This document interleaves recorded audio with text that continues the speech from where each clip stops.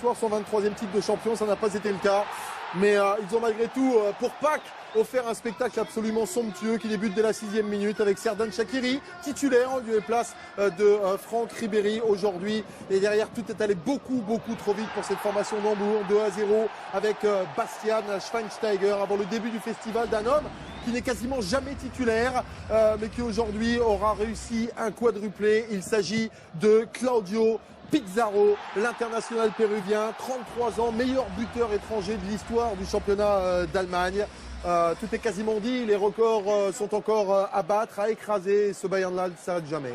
Oui, puis oui, les buts tous plus beaux les uns que les autres parce qu'il y a une grande diversité de la droite, de la gauche, coup de pied arrêté sur le corner, des ballons déviés.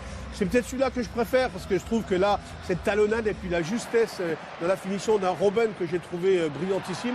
Après, là encore, on se retrouve dans une situation où la défense est complètement aux abois. Je pense que là, Hambourg a perdu la tête. Ils ont la tête dans le seau. Ils savent où ils en sont. C'est panique à bord. Et voyons, on ne vient pas marquer. Derrière, on ne réagit pas sur le tir sous le poteau. Donc, ça tourne à la déroute pour le pauvre Adler qui n'a pas vraiment fait d'erreur. En plus, pas dire qu'Adler est bien réussi. Regardez, un Robben qui percute, qui lève la tête, qui donne derrière. Puis la talonnade somptueuse de Pizarro. Là, c'est vraiment... Regardez comme il lève bien la tête pour donner ce ballon. Puis après, c'est le seul geste qu'il pouvait faire pour marquer. C'est magnifique, rien à dire. Ouais. Arjen Robben qui vient déposer avec Westermann et 30 secondes plus tard, ballon perdu par Bruma, Claudio Pizarro pour Arjen Robben. On voit la détermination quand même du Néerlandais. Il veut impérativement décrocher sa place. Il sera très vraisemblablement remplaçant à l'occasion du quart de finale aller face à la Juventus de Turin. Mais c'est vraiment un problème de riche pour Jupp Heynckes, très clairement. Cette action-là, elle résume à elle seule le match. Ribéry à l'arrêt, qui attend l'appel de son partenaire dans le dos de la défense. Qui lève la tête, Thomas Müller, excellent comme d'habitude, et elle a sorti Pizarro qui a senti le coup qui marque. C'est de l'entraînement, quoi.